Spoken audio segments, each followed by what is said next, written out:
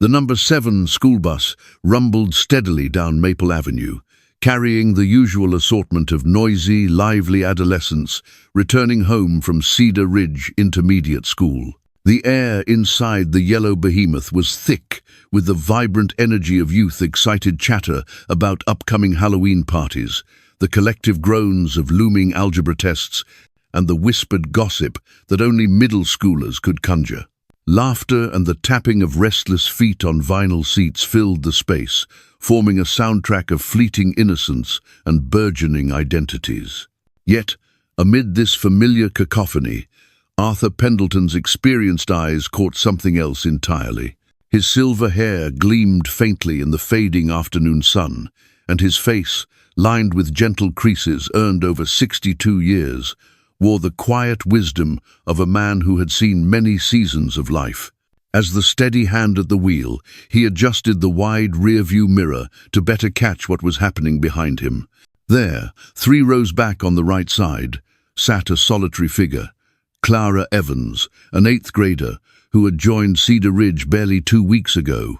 Her light brown hair escaped the loose ponytail that tried to contain it, cascading in soft, unruly strands that obscured her delicate face. She sat slumped in her oversized school blazer, shoulders hunched as if shrinking into herself, trying to become invisible in a world that seemed far too loud and overwhelming.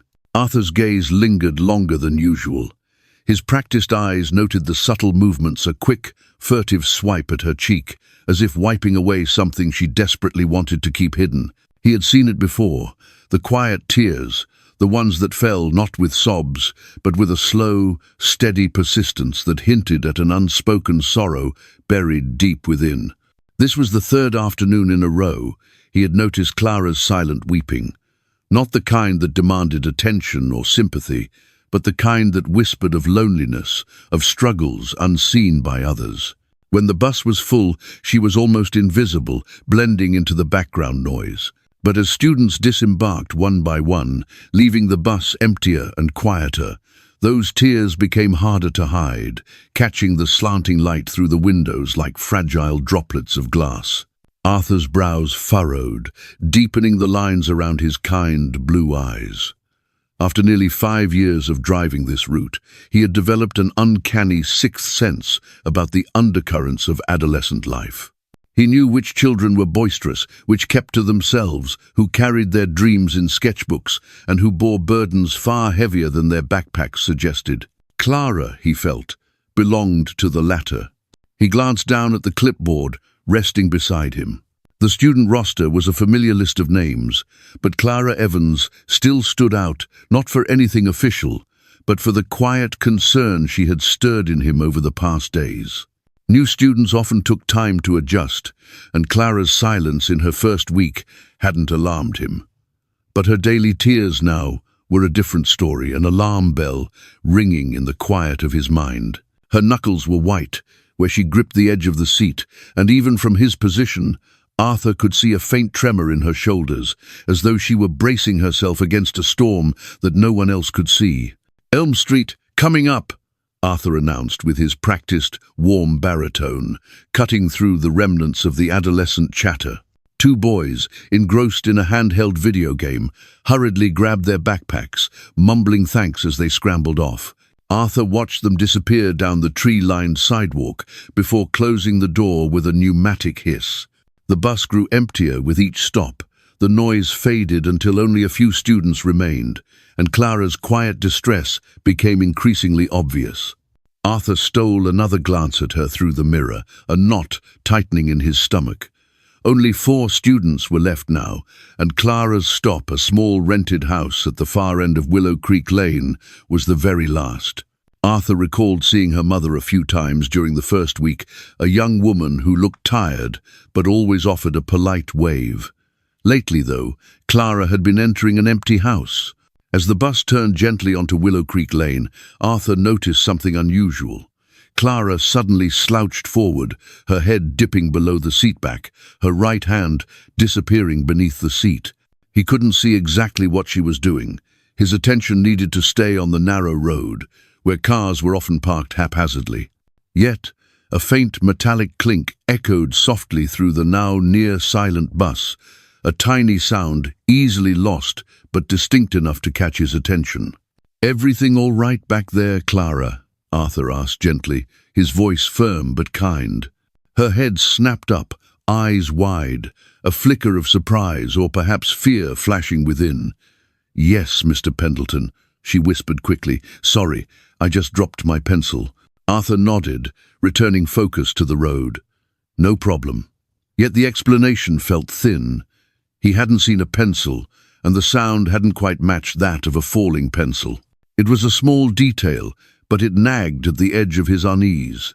He drew a long breath, remembering how just yesterday he had tried to engage her, asking about her classes, how she was adjusting to Oakhaven. She had given monosyllabic answers, eyes fixed on her lap before retreating into silence once more. Arthur wasn't a counselor, just a bus driver, but he was a father and grandfather who'd seen enough to know that sometimes a child's silent tears were a signal, a quiet plea for help that the rushing world often overlooked. The weight of that unspoken plea settled heavily on him as the bus neared the final stop. The small, faded yellow house with its untidy garden looked even more forlorn in the dying light. He knew he had to do something, anything to acknowledge her pain. Ignoring it felt like a betrayal not only to Clara but to his own sense of humanity. The image of her tear-streaked face and hunched shoulders clung to him. Today, he would not simply drive away. The bus sighed to a halt outside the small yellow house at the end of Willow Creek Lane. "Last stop, Clara," Arthur said, his voice softer than usual. He watched in the mirror as Clara slowly gathered her worn pink backpack, her movements sluggish, almost reluctant. When she passed by him, head bowed, he caught sight of the dark circles beneath her reddened eyes, silent testimony to sleepless nights and prolonged sorrow. "Have a good evening, Clara," Arthur offered with a gentle smile, trying to inject warmth into his tone. She mumbled something inaudible, barely nodding in his direction without meeting his gaze, and stepped off onto the cracked pavement. To his surprise, and perhaps alarm, Arthur unbuckled his seatbelt, switched off the engine, and stepped down onto the sidewalk himself. The sudden silence after the engine ceased was profound. Clara froze halfway to her gate and turned. "Why are you following me?" Her voice was small but edged with sharp apprehension. Her eyes darted between him and the house. Arthur raised his hands in a placating gesture, palms open. "Easy there, Clara. I'm not following you, not really. I noticed you've seemed upset on the bus lately. It's happened several times. I wanted to check if everything's okay at home." Fear flashed starkly across Clara's face, a momentary glimpse before she masked it with a hurried indifference. But Arthur saw it. No, there's no need for that," she insisted, voice rising a pitch, brittle. "It's nothing. School's just hard. And I miss my friends from my old town, that's all." She clutched the straps of her backpack tighter, knuckles white. Arthur studied her face, heart aching for the young girl. His decades of life experience screamed there was more beneath the surface. Her reaction was too intense, too defensive. But he didn't want to push, not to scare her further or drive her away. "I understand moving can be tough," he said softly, "but sometimes it helps to talk to someone. If not me, then maybe a teacher, or..." Before he could finish, the front door of the faded yellow house creaked open. A man stepped onto the porch, tall, with dark, slick-back hair and a lean, almost predatory build. His expression was impassive, eyes cold as they flicked from Clara to Arthur. "Clara," he called sharply, slicing through the quiet afternoon. "Get inside, now." Clara shot Arthur a desperate glance before practically bolting towards the house, footsteps hurried as if fleeing a threat. She didn't look back. The man's attention turned to Arthur, gaze cold and appraising. "Is there a problem here?" His tone was neutral but carried an unwelcoming chill that made Arthur's neck hairs stand. Arthur hesitated. He could get back on the bus and drive away, tell himself he'd tried. But Clara's pleading look and the man's unnerving demeanor compelled him to stay. He took a deep breath and approached the porch, stopping at a respectful distance. "No problem at all, sir," Arthur said, voice steady and non-confrontational. "I'm Arthur Pendleton, Clara's bus driver. I just wanted to check in. I've noticed she seemed upset on the ride home lately, just concerned." The man's expression remained flat, unreadable. "I'm Marcus Thorne," he said without offering a handshake. "Clara's stepfather. Her mother, Emily, isn't home right now." Arthur nodded. "Mr. Thorne, as I said, I just wanted to let you know Clara's been crying on the bus. I worried something might be troubling her more than adjusting to a new school." For a moment, Marcus's face softened slightly, a flicker of something like understanding crossing his features though it didn't reach his eyes. "Her grandmother passed recently," he explained, voice now more measured, almost sympathetic. "It's been hard on all of us, especially Clara. They were very close. She's just grieving. Hopefully she'll get over it soon." His thin smile conveyed no warmth. Arthur felt a pang of relief, a plausible explanation, sad but simple. "I'm very sorry to hear that. Please accept my condolences. I didn't mean to intrude." "Thanks," Marcus said, the brief empathy vanishing as quickly as it had come. Turning back toward the door, he added, "Thanks for checking. Have a good day." The door closed with a final, decisive click before Arthur could respond. Walking back to his bus, Arthur couldn't shake the nagging unease clinging to him like the autumn chill. The stepfather's explanation made logical sense. Grief could manifest as silent tears on a school bus.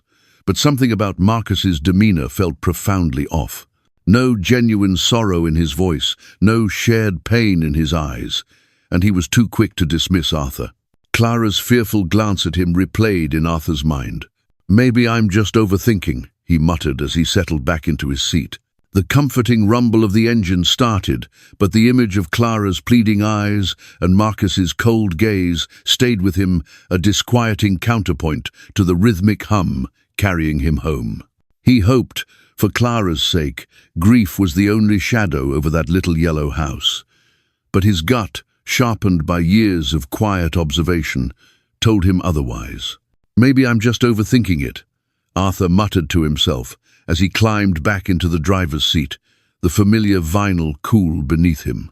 Man could just be a private person, or busy. He started the engine, the rumbling to life, a comforting sound. Still, as he pulled away from the curb, the image of Clara's pleading eyes and Marcus Thorne's cold, watchful gaze stayed with him, a disquieting counterpoint to the rhythmic hum of the bus carrying him back to the depot. He hoped, for Clara's sake, that grief was indeed the only shadow hanging over that little yellow house. But his gut, honed by years of quiet observation, told him otherwise. The journey back to the Oakhaven school bus depot was usually a time for Arthur Pendleton to unwind. With the bus empty, the responsibility of his young passengers temporarily lifted, he'd often let his mind drift, enjoying the familiar streets bathed in the golden light of late afternoon. But today, his thoughts remained tethered to Clara Evans and the unsettling encounter at her home. Marcus Thorne's face, with its cold, unreadable eyes, kept superimposing itself over the passing scenery.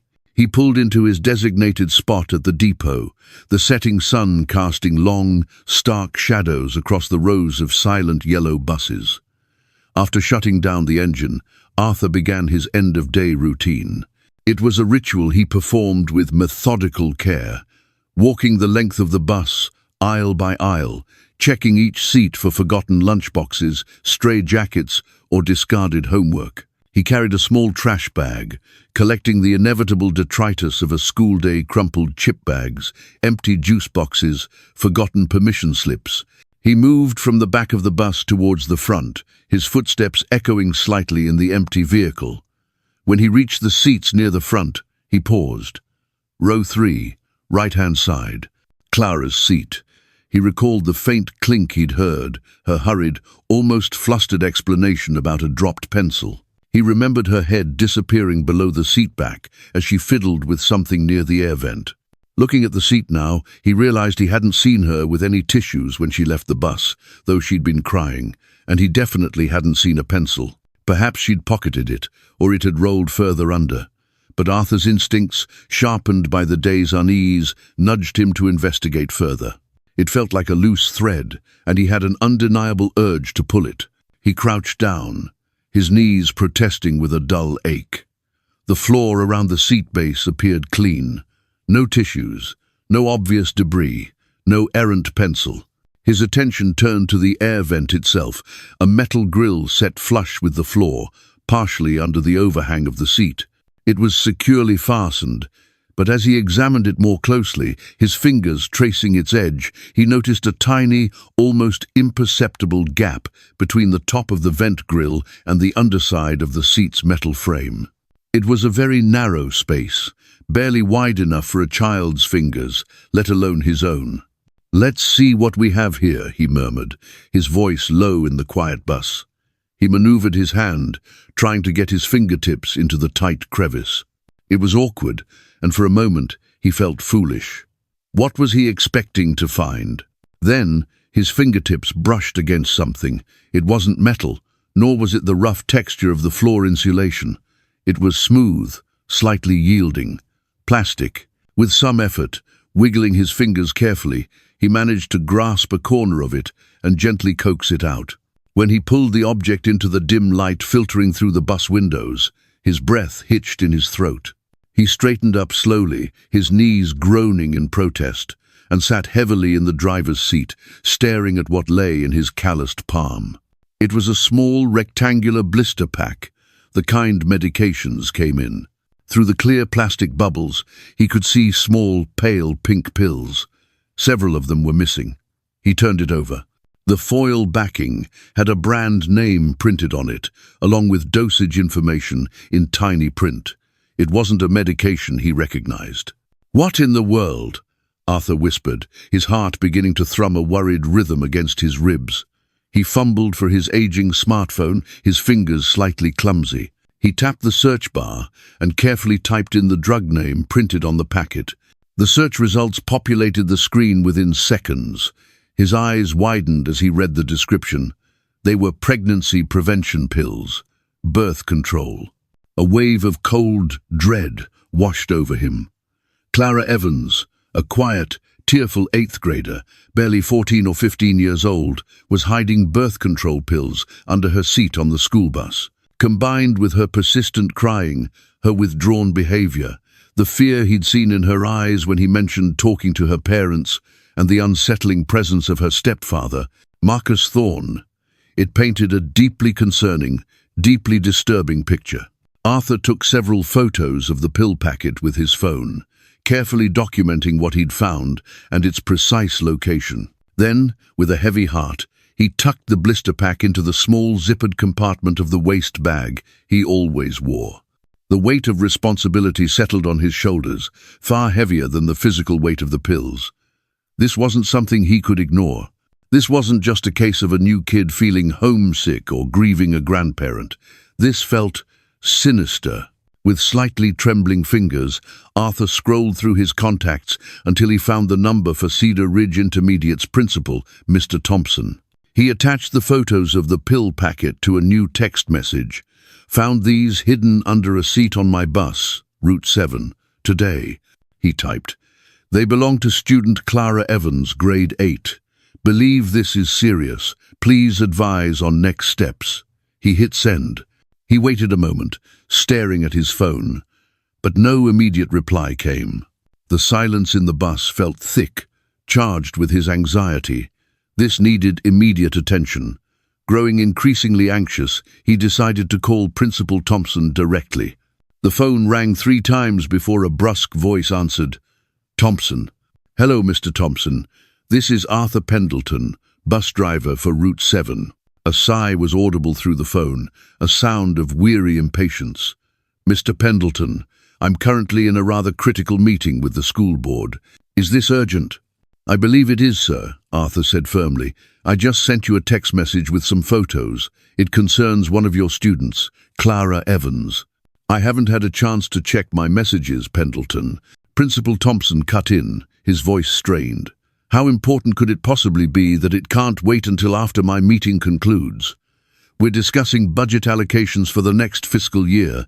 Arthur hesitated, unsure how much to disclose over the phone, especially with the principal sounding so dismissive.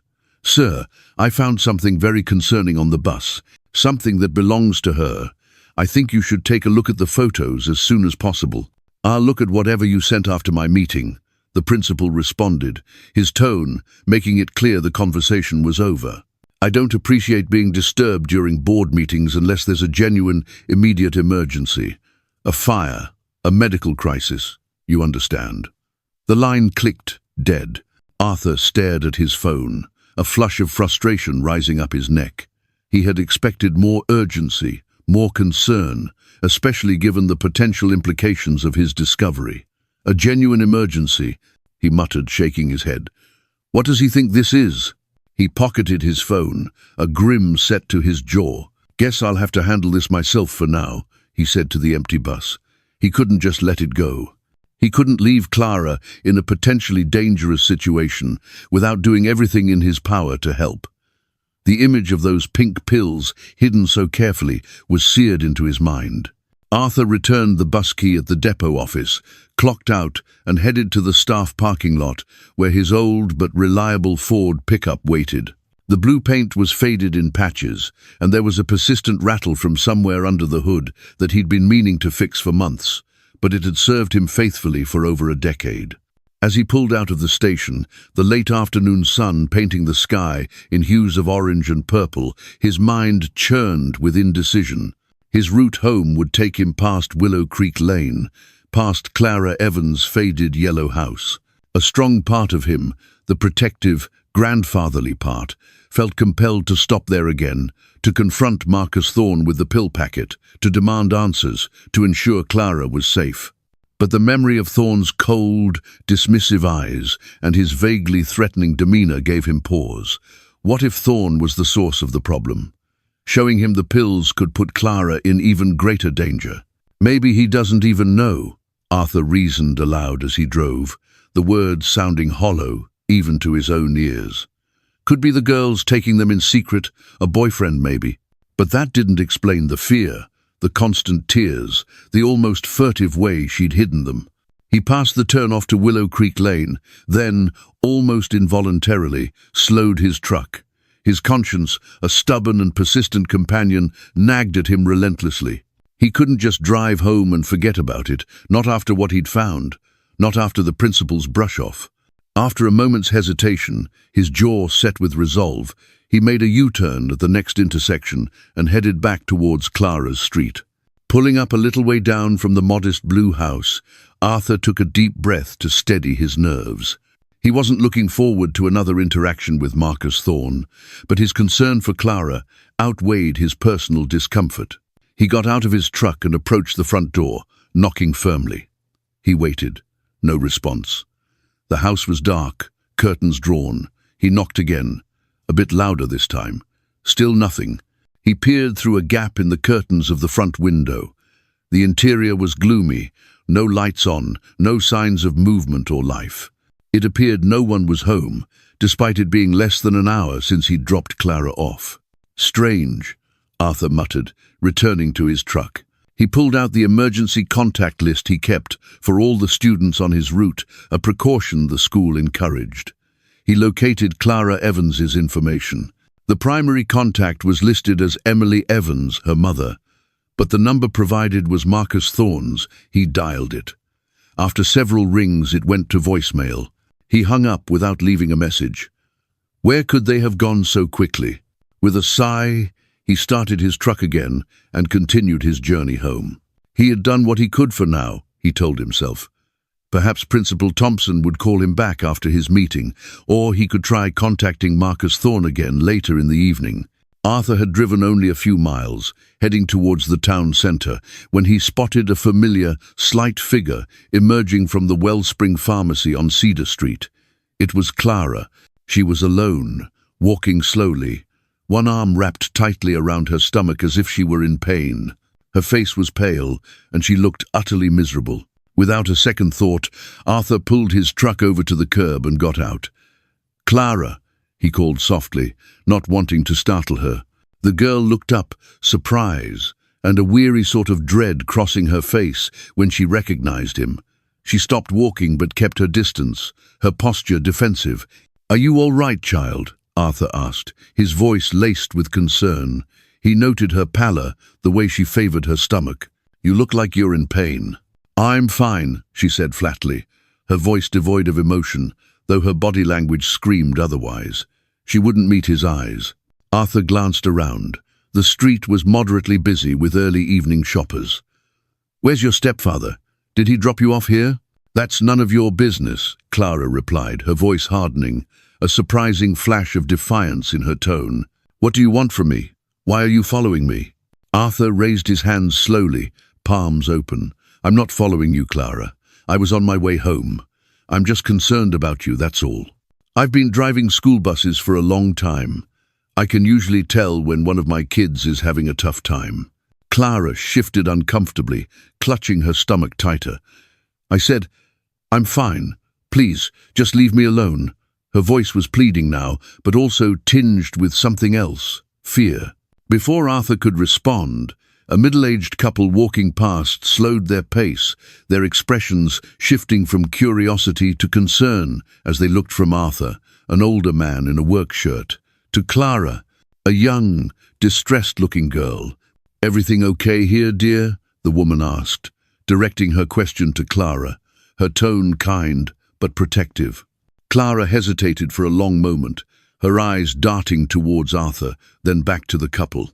Then, in a quiet, trembling voice, she said, He scares me." The couple immediately stepped between Arthur and Clara, their posture becoming defensive. "Sir, I think you should leave," the man said firmly, his eyes narrowed. "The young lady clearly doesn't want you bothering her." Arthur felt his face flush with a mixture of embarrassment and frustration. "Wait, you don't understand. I'm her school bus driver. My name is Arthur Pendleton. I was just checking if she needed help. I'm worried about her." "She clearly doesn't want your help," the man replied, his voice hardening. "Now, move along before we decide to call the police." Seeing no way to explain himself without making the situation even worse, and acutely aware of how this must look to outsiders, Arthur reluctantly backed away. All right, I'm going." He returned to his truck, his shoulders slumped, feeling defeated and more worried than ever. As he pulled away from the curb, he glanced in his rearview mirror. The couple, satisfied, had already continued on their way, leaving Clara standing alone once more on the sidewalk. He slowed his truck, his gaze fixed on her small, forlorn figure. As he watched, Clara suddenly bent over a nearby municipal garbage bin and retched violently. "Something is very, very wrong here," Arthur muttered, his heart pounding. His first instinct was to dial 911, but what would he tell them? That a girl he was worried about had claimed to be scared of him, that he'd found birth control pills he suspected were hers, and now she was throwing up on a public street. He had no concrete evidence of any immediate, provable danger, and involving the authorities without more information, or without talking to her mother first, could create a host of unintended problems for Clara. He decided to keep an eye on her from a distance. He parked his truck across the street, a little further down, feeling deeply uncomfortable about what felt like stalking a young girl, but convinced that his intentions were to protect her. If he saw anything truly alarming, he would intervene, consequences be damned. From his vantage point, Arthur watched as Clara composed herself, wiping her mouth with the back of her hand. She looked around furtively, then began walking unsteadily towards a small, rather dingy-looking liquor store at the end of the block. Thorne's Liquors proclaimed a faded sign above the door. She disappeared inside. Arthur waited, his anxiety a tight knot in his chest. He checked his phone, still no response from Principal Thompson. After about 10 minutes, which felt like an eternity, movement at the liquor store caught his attention. Clara emerged, but she wasn't alone. Marcus Thorne followed her out. He paused to lock the store's door, then flipped the open sign to closed. Arthur's stomach clenched.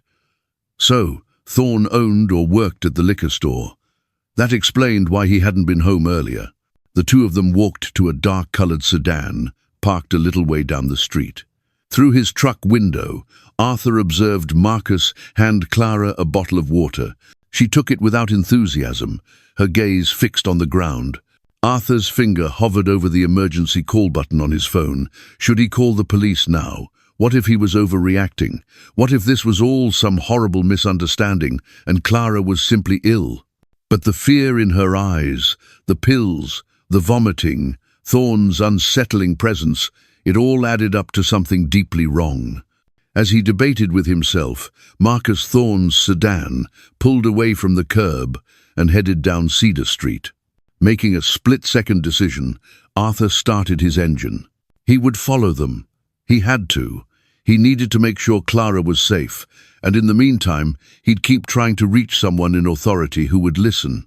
He pulled out into traffic, keeping Thorne's sedan in sight, his old pickup, a discreet shadow in the growing dusk. He remembered Miss Albright, Clara's homeroom teacher. He'd met her at the start of year staff orientation. She'd struck him as a kind, attentive educator. Perhaps she could help. He found her number in his school contact list and, putting his phone on speaker, placed it in the cup holder as it began to ring. The phone rang 3 times, each electronic chirp amplifying the tension coiling in Arthur Pendleton's chest. He kept Marcus Thorne's dark sedan in sight, maintaining a careful distance as they navigated the evening traffic of Oakhaven. Finally, a calm, female voice answered. "Hello, this is Miss Albright." "Miss Albright, this is Arthur Pendleton, the driver for bus route 7, from Cedar Ridge Intermediate." There was a slight pause. "Oh, Mr. Pendleton, yes. Is everything all right?" Her voice held a note of polite surprise, likely unaccustomed to receiving calls from bus drivers outside of school hours. "I'm calling about one of your students, Miss Albright. Clara Evans," Arthur explained, keeping his voice low and steady, though there was no way Thorne or Clara could hear him from the other car. "I'm a bit worried about her. Have you noticed anything unusual about her behavior in class lately?" Another pause, longer this time, before Miss Albright responded, her tone shifting from polite curiosity to serious concern. "Actually, yes, Mr. Pendleton, I have. Clara is exceptionally quiet. She doesn't interact much with the other students, never initiates conversations. She often seems preoccupied, and she's been excusing herself to the restroom multiple times during class, which is unusual for her." Arthur nodded to himself, another piece of the troubling puzzle falling into place. "Anything else, Miss Albright?" Today, she seemed particularly unwell. Miss Albright continued, her voice laced with worry. "She was very pale and complained of a headache during 3rd period. I suggested she go to the school nurse, Mrs. Gable, but apparently she never made it there. Later, Mr. Henderson, the drama teacher, found her asleep in the darkened auditorium. He said she looked exhausted. Did you report any of this to Principal Thompson?" Arthur asked, carefully maintaining his distance as Thorne's car turned onto the highway ramp, heading north, away from the residential areas of Oakhaven. "Yes, I did," Miss Albright confirmed with a sigh. But he seemed to dismiss it as typical new student adjustment issues, perhaps a bit of teenage rebellion with the auditorium incident. He said he was tied up with school board meetings today, but would address it with her tomorrow. She paused. "Why are you asking about all this, Mr. Pendleton? Has something happened on your bus?" Arthur took a deep breath. He needed to share what he knew, what he'd found. He quickly pulled his truck over to the shoulder of the highway entrance ramp, ensuring he could still see Thorne's car up ahead. "Miss Albright, I found something under Clara's seat today. Something very concerning. I'm sending you some pictures now. I also sent them to Principal Thompson earlier, but he hasn't responded." He quickly forwarded the photos of the birth control pills he'd taken earlier. He heard the soft ping of a received message on her end, then silence as Miss Albright presumably examined the images. The silence stretched, filled only by the whoosh of passing traffic. "Mr. Pendleton," she finally said, her voice hushed, imbued with a new level of alarm. These look like birth control pills." "They are," Arthur confirmed grimly. "Hidden under the seat where Clara always sits. Based on what I've observed of her distress, what you've just told me about her behavior in school, and now this, I'm very worried about her, Miss Albright. Deeply worried." "This is serious," Miss Albright agreed, her voice tight. "Her parents need to know about this immediately, and about how she's been at school." "I've been trying," Arthur explained, quickly recounting his earlier attempt to speak with Marcus Thorne, Thorne's explanation about the deceased grandmother and his current situation, following Thorne's car, which was now heading further out of town. "He wasn't home earlier when I checked after dropping Clara off. Then I saw her alone outside a pharmacy, looking ill. Thorne showed up from his liquor store and took her. I'm following them now. I'm considering calling the police, but I'm not sure if that's the right move yet, not without more concrete proof of immediate danger." "Please, don't call the police just yet, Mr. Pendleton," Miss Albright urged, a note of anxiety in her voice. "Principal Thompson would be displeased, to say the least, if we involved law enforcement without his explicit approval, especially after he said he'd handle it. We should try to handle this internally first, if possible. Let me see if I can find Clara's mother's direct contact information in our school system. The number on file seems to be Mr. Thorne's." Arthur watched as Thorne's sedan continued steadily northward, leaving the familiar Oakhaven city limits behind. They were heading towards the more rural, sparsely populated outskirts, an area of farmland and wooded tracts. "They're driving towards the edge of the county now, Miss Albright," he reported, pulling back onto the highway.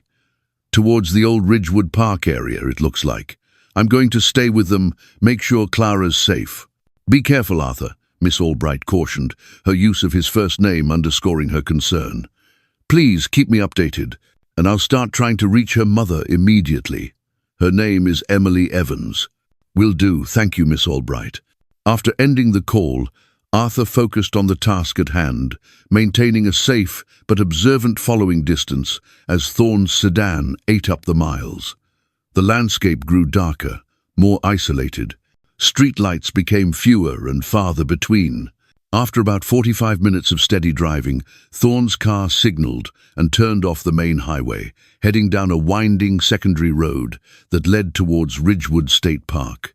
It was a large, semi-wild area known for its walking trails, picnic grounds, and a small, secluded lake. It was approaching 4:30 p.m., and while the park wasn't entirely deserted, there were only a few scattered vehicles in the main lot as Thorne pulled in. Arthur found a parking spot several rows away, partially obscured by a large oak tree, where he could observe without being too obvious. He watched as Marcus Thorne and Clara got out of the car. Thorne carried a small, nondescript cooler. Clara trailed behind him, her posture slumped, her reluctance palpable even from a distance. They walked towards the picnic area, which was largely empty at this late hour. Arthur waited until they had moved some distance away before cautiously exiting his own truck. He followed on foot, keeping to the tree line, maintaining his distance but ensuring they remained in his sight. A sense of profound dread pooled in Arthur's stomach. He tried to tell himself it might just be an innocent, if somewhat odd, late afternoon family picnic. But why did Clara look so utterly miserable? Why the secretive drive to this remote location? Why the cooler? He made his way through the park, sticking to the less used paths, trying to appear like any other visitor, enjoying the last vestiges of autumn daylight. He kept Thorne and Clara in his peripheral vision, not wanting to draw attention to himself by staring directly at them. The stepfather had spread a blanket on the grass near a cluster of pine trees, arranging items from the cooler. Arthur observed as Thorne opened a bottle of beer for himself and handed Clara what appeared to be a can of soda. A small measure of relief washed over Arthur. At least, Thorne wasn't giving alcohol to a minor, as he had briefly feared. From his vantage point on a weathered wooden bench overlooking the picnic grounds, Arthur watched their interaction. What might have looked like a normal family outing to a casual observer struck him as distinctly uncomfortable, almost staged. Clara sat stiffly at the very edge of the blanket, barely touching her drink. She kept her gaze fixed on the ground, responding to Thorne's occasional comments with minimal nods or shakes of her head. At one point, Thorne reached over and placed his hands on Clara's shoulders, beginning what appeared to be a mock-joking massage. The girl immediately tensed, her whole body going rigid, and then shoved his hands away with surprising force. Thorn laughed it off, a short, sharp bark of a sound, but Arthur, even from a distance, thought he saw a brief flash of anger in the man's eyes before his expression smoothed over again. "Maybe I am overreacting," Arthur murmured to himself, doubt beginning to creep in like the evening chill. Perhaps Clara really was just grieving her grandmother's death, as Thorn had claimed. Perhaps the birth control pills were related to a relationship with a boy her own age. Troubling for someone so young, certainly, but not necessarily sinister. He was on the verge of leaving, of convincing himself to trust Miss Albright to contact the mother and for Principal Thompson to handle the situation the next day, when he noticed 3 men approaching Thorn and Clara's picnic spot. They were in their late 20s or early 30s, casually dressed in jeans and dark jackets, but there was an intensity in their manner, a focused, almost predatory air, that immediately put Arthur on high alert. Thorn stood up to greet them, a wide, almost too genial smile spreading across his face. He slapped one of the men on the back and laughed as if they were old friends. After a brief, low-voiced conversation that Arthur couldn't hear from his position, Thorn gestured for Clara to get up. She did so reluctantly, her small figure looking even more vulnerable, surrounded by the 4 men. The 5 of them, Marcus, Thorn, Clara, and the 3 newcomers began walking away from the picnic area, not back towards the parking lot, but deeper into the park, towards a cluster of utilitarian-looking buildings near the service entrance. One of them, a plain, windowless concrete block structure, appeared to be a maintenance shed or storage facility for the park. Arthur's unease returned tenfold, sharp and sickening, as he watched one of the new men produce a key and unlock the heavy metal door of the shed. There was no legitimate, innocent reason Arthur could imagine for 4 grown men to take a teenage girl into a locked shed in a secluded part of a remote park as dusk was falling. His hands shaking slightly, the autumn air suddenly feeling ice-cold, Arthur pulled out his phone and dialed 911 -1. This was no longer a suspicion, this was an emergency. 911, what's your emergency? The dispatcher's voice was calm, professional, a stark contrast to the frantic thumping of Arthur Pendleton's heart. I need to report a suspicious situation involving a minor, Arthur said, his voice low and urgent as he moved, stealthily as his aging frame would allow, closer to the concrete shed, using the deepening twilight and the cover of trees to his advantage. I'm at Ridgewood State Park, near the maintenance buildings on the east side, by the service road. Sir, can you tell me exactly what's happening? A teenage girl, she's about 14, has just been taken into a locked maintenance shed by 4 adult men. Her stepfather is one of them. I believe she may be in danger. Serious danger. Sir, are you certain the girl is in danger? Do you know her or the individuals involved? Yes, I'm her school bus driver. Her name is Clara Evans. I've been concerned about her behavior for days. I found she's been hiding birth control pills on my bus.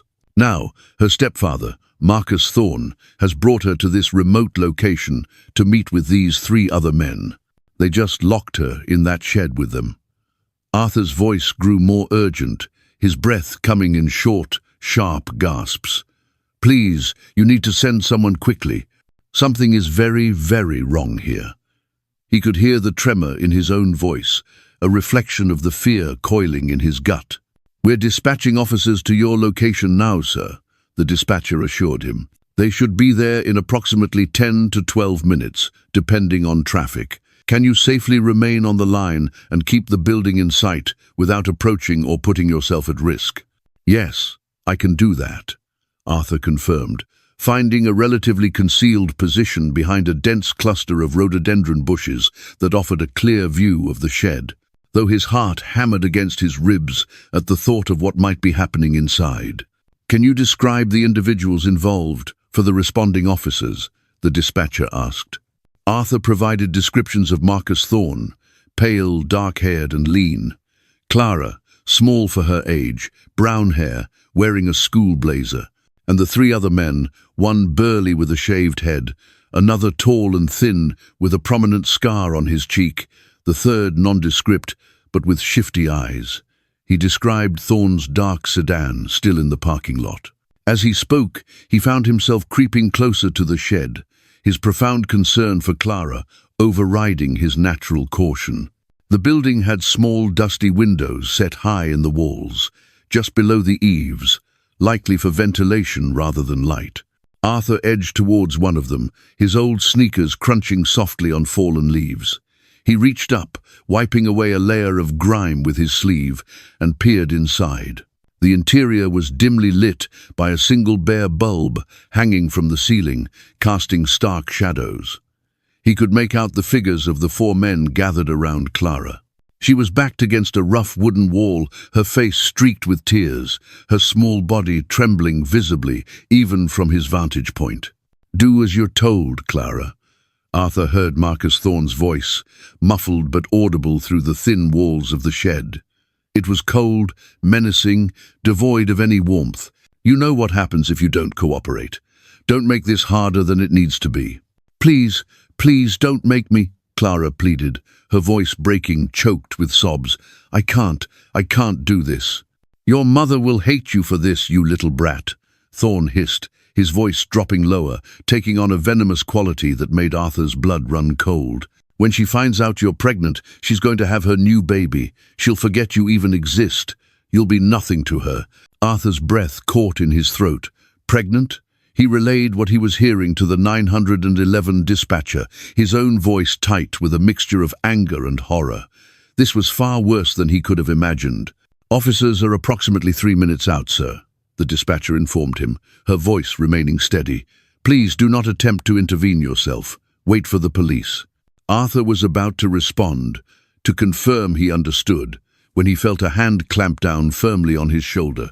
He startled violently, nearly dropping his phone, and spun around to find two men in running gear standing directly behind him, their expressions a mixture of suspicion and curiosity. "Hey, buddy, what are you doing skulking around here, peering in windows?" One of them, a tall, athletic man in his late 20s, asked, his brow furrowed. Arthur, his heart still racing from the shock, hastily explained the situation in a hushed, urgent whisper. "There's a girl in there. She needs help. I've called the police. They're on their way. Her stepfather and 3 other men." He gestured helplessly towards the shed. The 2 joggers exchanged a quick, concerned glance, then cautiously peered through the grimy window themselves.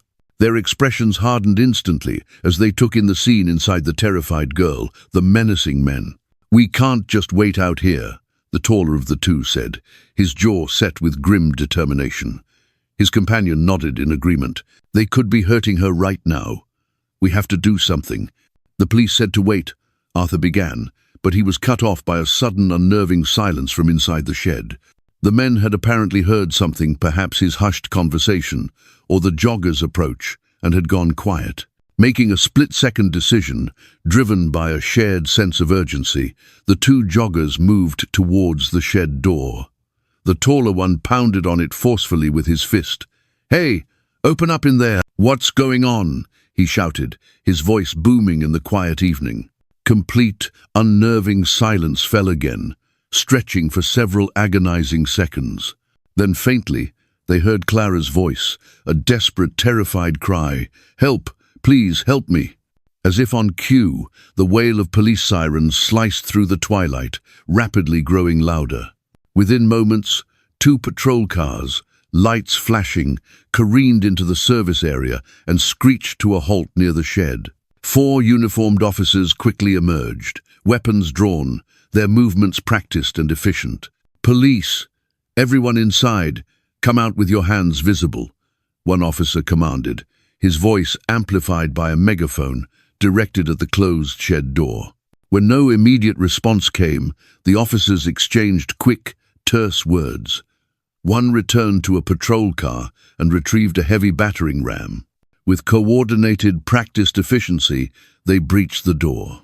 The wood around the lock splintered and buckled inwards with a sickening crack. "Hands up, get on your knees now," the officers shouted as they stormed into the dimly lit shed. 3 of the men inside immediately complied, their bravado vanishing. They dropped to their knees, hands raised high in surrender. But Marcus Thorne remained standing, positioned defiantly near Clara, who was huddled on the dusty floor, sobbing. "Step away from the girl," an officer ordered, his weapon trained squarely on Thorne. Thorne's face contorted with a strange mixture of defiance and desperation. "This is all a misunderstanding," he insisted, his voice strained, not moving from his position shielding Clara. "We were just talking. Last warning," the officer said firmly, his voice brooking no argument. "Step away from her now, or we will use force."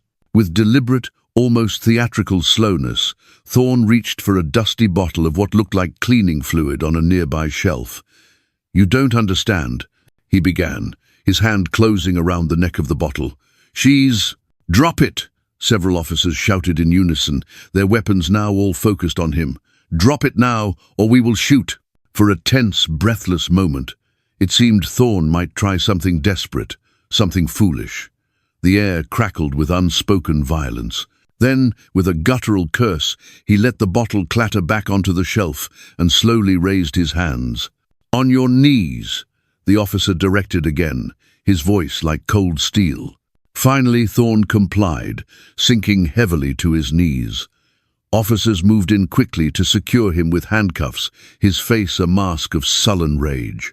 As they led the 4 men out of the shed one by one, their hands cuffed behind them, Marcus Thorne's gaze locked onto Arthur, who was standing with the 2 joggers near the police cars. His face twisted with pure, unadulterated fury. With a sudden, violent burst of strength, he lunged towards Arthur, nearly breaking free from the grasp of the officer escorting him. This is all your fault, you meddling old fool." Thorne screamed, attempting to headbutt Arthur before the officers wrestled him back under control, shoving him forcefully towards one of the patrol cars. Arthur stepped back, shock coursing through him at the man's raw, unrestrained violence. He watched, shaken, as the officers secured Thorne in the back of the car. The man was still hurling obscenities and threats through the closed window, his face pressed against the glass, contorted with rage. Inside the shed, Clara remained huddled on the floor, her arms wrapped protectively around herself, her small body shaking uncontrollably. A female officer was approaching her gently, speaking in low, reassuring tones. Within 20 minutes of the arrests, the once quiet, secluded corner of Ridgewood State Park had transformed into a flurry of official activity. 2 additional police cars had arrived, along with an ambulance and a vehicle carrying a social worker. Yellow crime scene tape cordoned off the area around the shed. Officers were taking statements from Arthur and the 2 joggers, whose quick thinking and brave intervention had been crucial.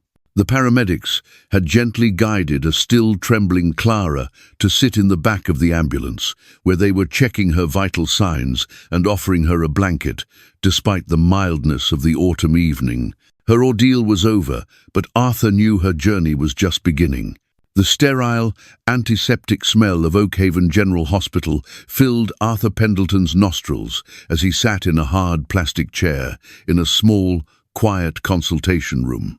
After the chaos at Ridgewood Park had subsided and preliminary statements had been given, it was decided that Clara needed a full medical checkup. Arthur, feeling a profound sense of responsibility, had offered to accompany her, not wanting the terrified girl to be entirely alone with strangers, however kind. A compassionate-looking social worker named Miss Olson had arrived at the park and had been speaking gently with Clara in the ambulance. Now, at the hospital, Clara had been taken away by a nurse and Dr. Lee, a calm-faced physician, for an examination. Arthur waited, the adrenaline from the evening's event slowly ebbing away, leaving behind a bone-deep weariness. He replayed the events in his mind. Clara's tears, the hidden pills, Thorne's coldness, the fear in the shed, the raw hatred in Thorne's eyes as he was arrested. After what felt like an eternity, but was probably no more than an hour, Miss Olson and Dr. Lee returned to the consultation room. Miss Olson's expression was grave. "Mr. Pendleton," Miss Olson began, her voice soft, "thank you for staying. Clara has asked to speak with you. She's been very brave, and she's starting to open up about what's been happening." Arthur nodded, his throat tight. "Of course. How is she?" Dr. Lee spoke next. "Physically, she appears unharmed from today's incident, aside from being emotionally traumatized and quite distressed. We're running some tests. Mr. Pendleton, Clara has told us about the pills you found, and she's told us about Mr. Thorne." A few minutes later, Clara was brought into the room by a kind-eyed nurse. She was pale and looked impossibly small and fragile in the oversized hospital gown. Her eyes were red and swollen from crying, but she seemed a little calmer than before. She sat in the chair, Miss Olson indicated, next to Arthur. "Clara," Miss Olson said gently, placing a reassuring hand on the girl's arm. "Mr. Pendleton is here. You said you wanted him to know. Can you tell us, in your own words, what's been going on? You're safe now. Nothing you say will get you into trouble. We just want to help you." Clara took a shuddering breath, her gaze fixed on her lap, where her hands were twisted together. She looked at Arthur, a flicker of trust in her tear-filled eyes. "It started about a month ago," she began, her voice barely above a whisper. "My mum, Emily, she divorced my real dad last year.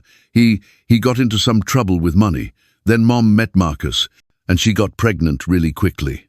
She paused, rubbing her arms as if suddenly cold, despite the warmth of the room. "Mum's been gone for nearly 2 weeks now. She's staying at my Grandma Beatrice's house in Northwood. It's our family tradition. She wanted to give birth there, like she did with me, and stay for a month or so afterwards to take care of the new baby. She thought I'd be okay with Marcus." Her voice cracked on his name. Miss Olson made quiet notes, occasionally nodding encouragingly. "When did Marcus start hurting you, Clara?" A uniformed police officer, Officer Davies, who had quietly entered the room, asked gently. Clara's gaze dropped to her hands again. "Right after Mom left," she whispered, the words tumbling out in a rush now. He started coming into my room at night when I was sleeping. I was so scared. He told me if I told anyone, especially Mom, he would hurt her and the baby. He said he'd make sure Mom never saw me again. He said no one would believe me anyway." Her voice broke and fresh tears spilled down her cheeks. "So I just kept quiet. I tried to be invisible." "And the pills, Clara?" Arthur prompted softly, his heart aching for the child. He reached into his waist bag and carefully withdrew the blister pack, placing it on the table. "I started feeling sick in the mornings," Clara continued, her voice trembling, like on television, when ladies are pregnant. "One of the girls at school, Jessica, she's older, she noticed I was always tired and pale. She asked if I was, you know. I didn't understand at first. She said I should get those pills, the morning after kind, she called them, but the ones from the pharmacy were different, prevention ones. She said they would help me not get pregnant. I didn't really understand it all, but I was so scared. So I bought them with my allowance money. I started taking them, hoping the sickness would stop." Dr. Lee exchanged a significant look with Miss Olson. "Clara," Dr. Lee said carefully, her voice gentle but firm, "if you were already feeling sick, like morning sickness, then pregnancy prevention pills wouldn't stop that. They're meant to prevent a pregnancy before it happens, not end one that's already begun, or treat its symptoms."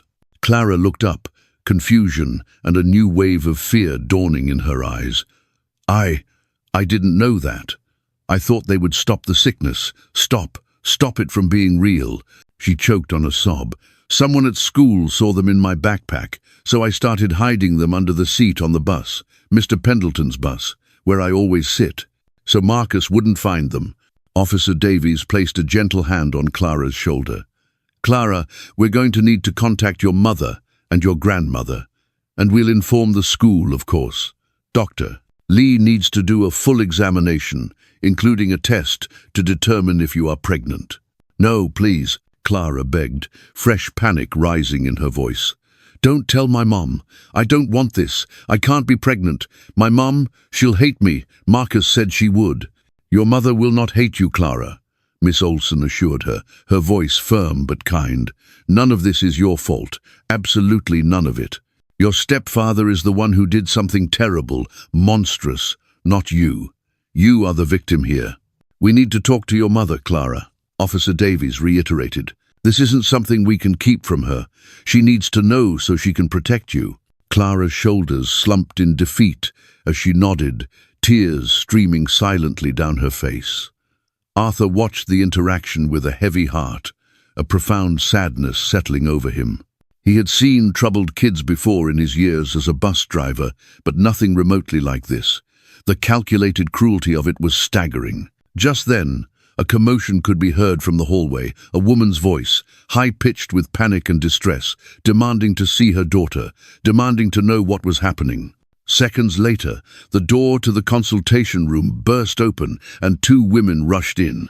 One was younger, in her late 30s, her face pale and drawn, her eyes wide with fear. Clearly, Clara's mother, Emily. The other was older, perhaps in her early 60s, her expression a mixture of shock and fierce protectiveness, presumably Grandma Beatrice. "Clara!" Emily Evans cried, rushing to the bed and gathering the trembling girl into her arms. "Oh my God, baby, what happened?" "The police called," they said. "They said Marcus." She broke off, unable to finish the sentence, rocking her daughter back and forth. "Mom! Mommy!" Clara sobbed, clinging to her mother as if to a lifeline. Grandma Beatrice stood at the foot of the bed, her face a mask of controlled fury. "Where is he?"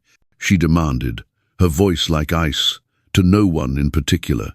"Where is that monster, Marcus? I'll kill him myself." Dr. Lee stepped forward. "Mrs. Evans, Mrs. Hayes, I'm Dr. Lee. I've been caring for Clara since she arrived. Perhaps we could step into my office to speak privately about her condition." Emily Evans pulled back slightly from Clara, her face ashen. "Condition? What condition? What's wrong with my daughter? Is she hurt?" Dr. Lee glanced at Clara, then back to her mother, her expression grave. "Mrs. Evans, I'm so sorry to have to tell you this. We've just completed the tests.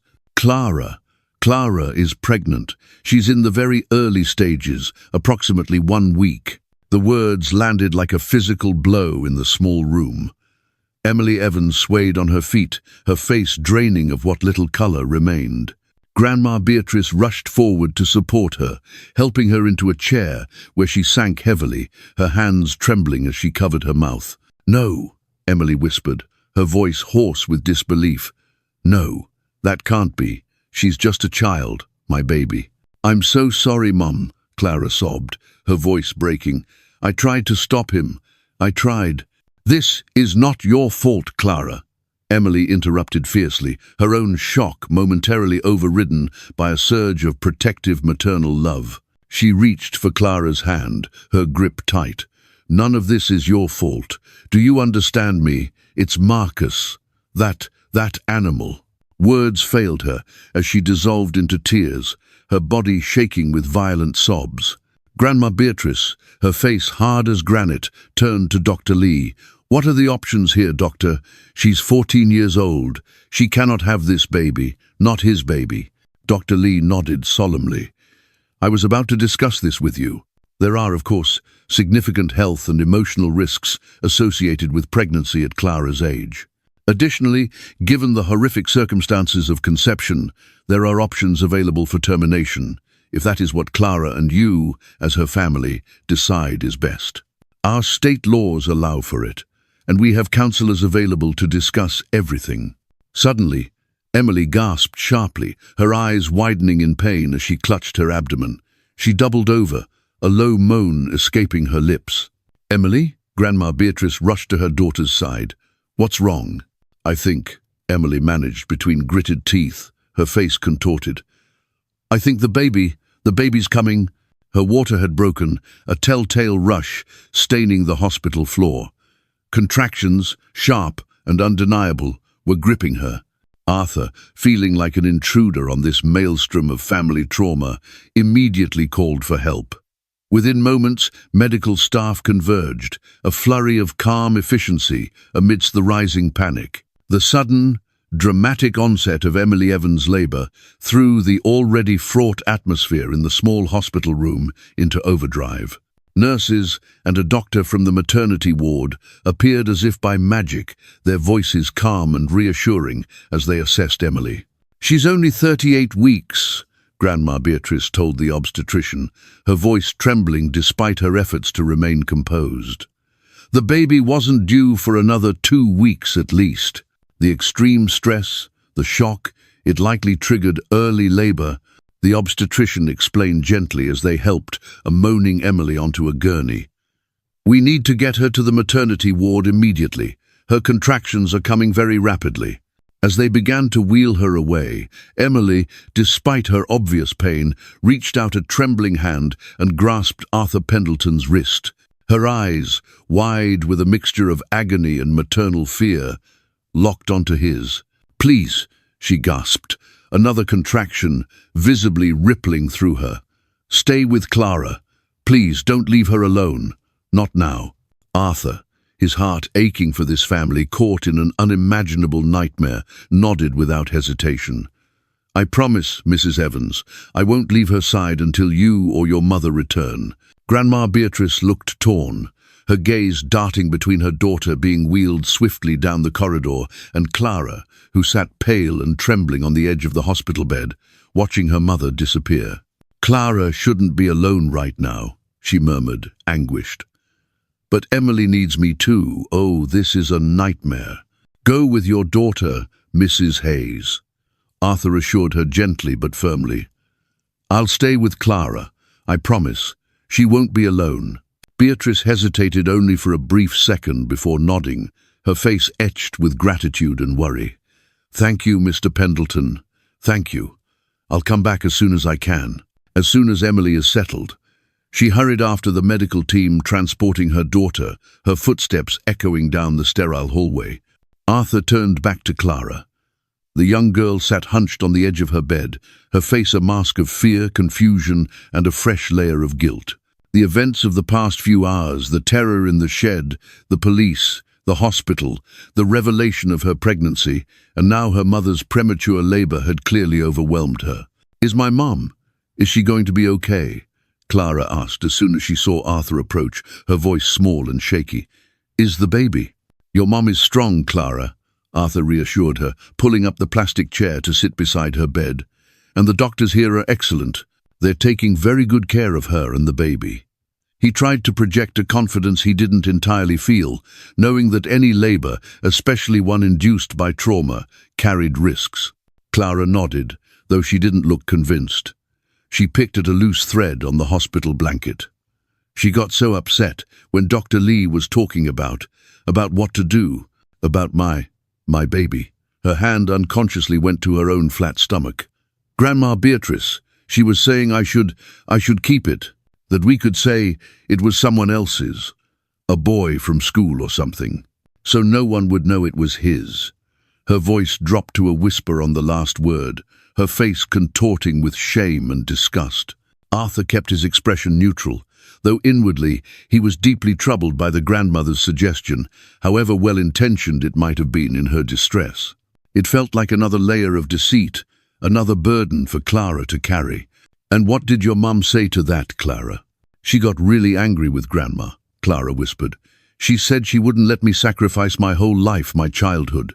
She said she wouldn't let me carry that constant reminder of him forever. She said it wasn't fair to me." They sat in silence for a moment, the hum of the hospital, the only sound.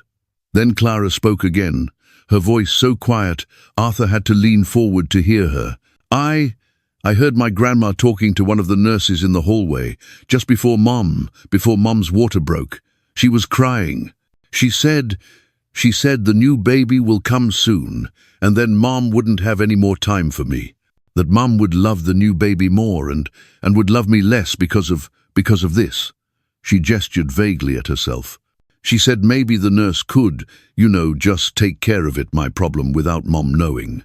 Arthur's heart clenched. The grandmother, in her grief and fear, was unintentionally planting poisonous seeds of doubt in an already traumatized child's mind.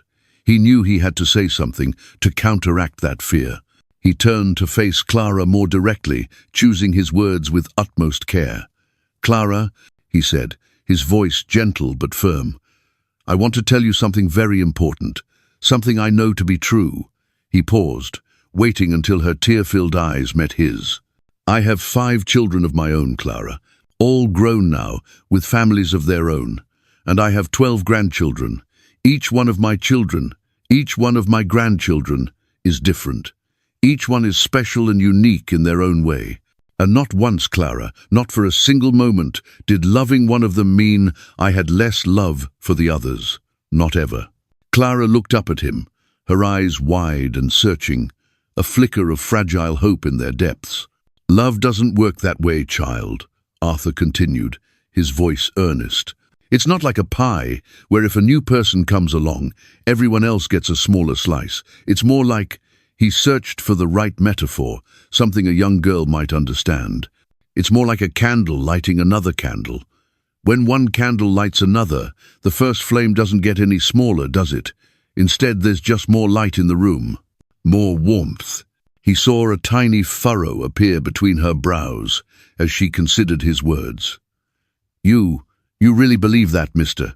Pendleton?" she asked, her voice small, almost hesitant. "I don't just believe it, Clara. I know it," Arthur affirmed with conviction. "Your mother loves you more than words can say. A new baby won't change that fundamental truth, not one bit. And whatever decision you and your mother and your grandmother make about your own situation, about your pregnancy, that won't change her love for you either. Her anger, her distress right now, it's for you, because of what was done to you, not at you." Clara was quiet for a long time, her gaze distant as she processed his words. The silence in the room was no longer heavy with unspoken fears, but rather filled with a tentative, fragile sense of contemplation. Finally, she looked up at him, and the ghost of a smile, the first he had ever seen from her, touched her lips. "Thank you, Mr. Pendleton," she said, her voice still hoarse from crying, but a little stronger now. "Thank you for finding those pills, and for following us today. I was so scared. I didn't know what he was going to do. I couldn't just look away when I knew something was wrong, Clara," Arthur said simply, his own throat tight with emotion. "That's not who I am. That's not who any of us should be." As they sat together in the quiet hospital room, waiting for news of Emily and the new baby, Arthur reflected on the extraordinary, terrible chain of events that had brought him to this place. A simple observation of a child's silent tears, a moment of concern that refused to be dismissed, a decision to act rather than ignore. Small choices, perhaps, but choices that had irrevocably changed the course of a young girl's life, and likely saved her from further unimaginable harm. He didn't know what decisions Clara and her family would ultimately make in the difficult days and weeks to come, or how the long process of healing would unfold. But he knew, with a certainty that settled deep in his bones, that by choosing to pay attention, by refusing to look away from a child in distress, he had made a difference. And in the end, perhaps that was all any of us could truly hope to do. To notice when someone needs help, and to find the courage, however small, to light another candle in the darkness. Hours crawled by. Arthur remained by Clara's side, offering a quiet, steady presence. Nurses came and went, checking Clara's vitals, offering her juice and crackers, which she mostly ignored. Miss Olson, the social worker, popped in periodically, her expression kind, updating them that Emily's labor was progressing, albeit slowly. Clara drifted in and out of a restless sleep, occasionally murmuring, her brow furrowed even in slumber. Arthur watched over her, his heart heavy with the weight of what she had endured and what still lay ahead for her. Sometime after midnight, Officer Davies, the policewoman who had been so gentle with Clara, returned. She asked Arthur if he wouldn't mind stepping out into the hallway for a moment to give him an update.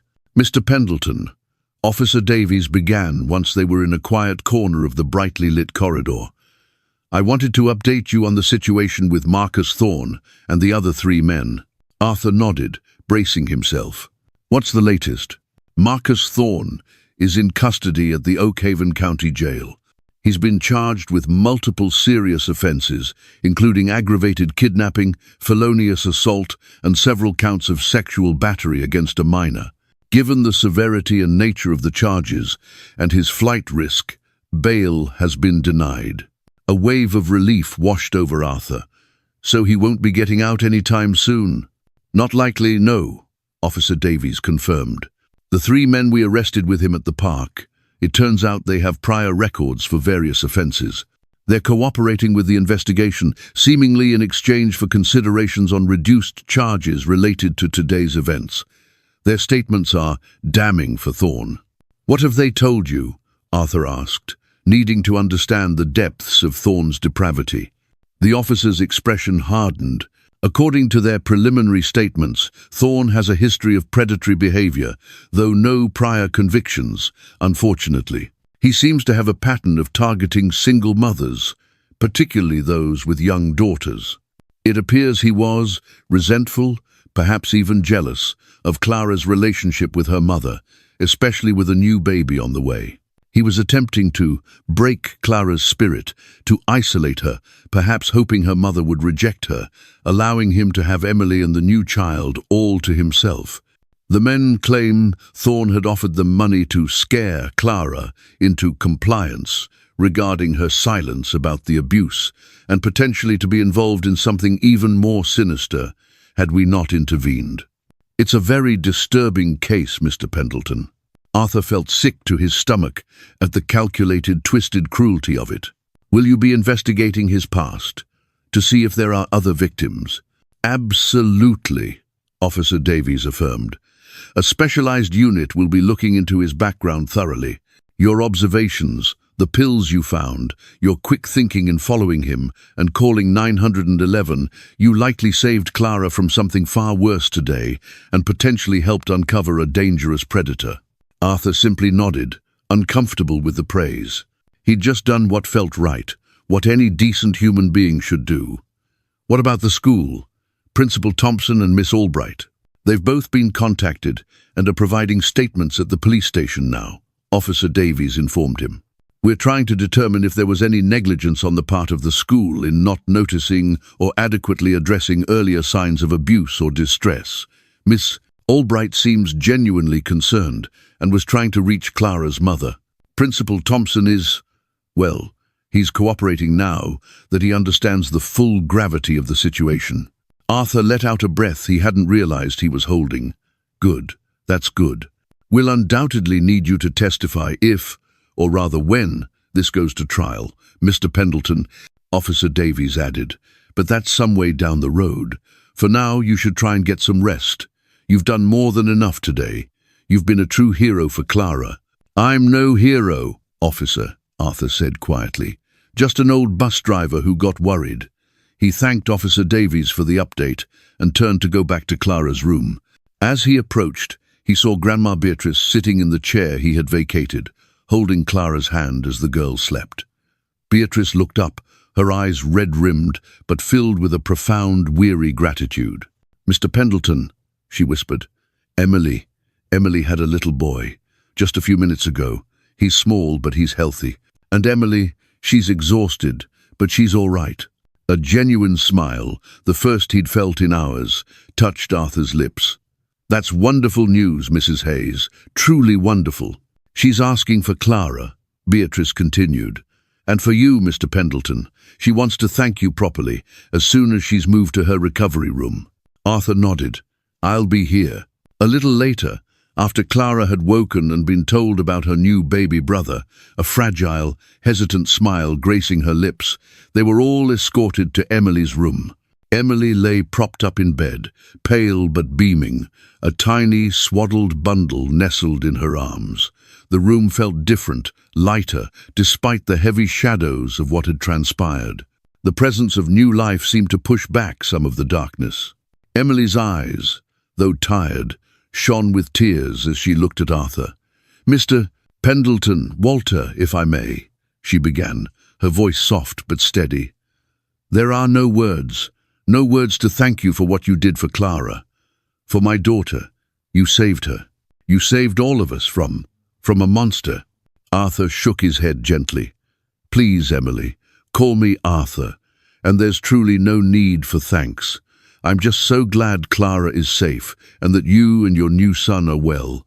Clara moved to her mother's bedside, her gaze fixed on the tiny infant. Emily shifted the baby slightly, allowing Clara to see his small, perfect face. "This is your brother, sweetie," Emily whispered. "He's going to need his big sister." Clara reached out a tentative finger and gently touched the baby's cheek. A look of wonder, of pure, unadulterated love, softened her features. In that moment, Arthur saw a glimpse of the carefree child Clara might have been and could perhaps become again.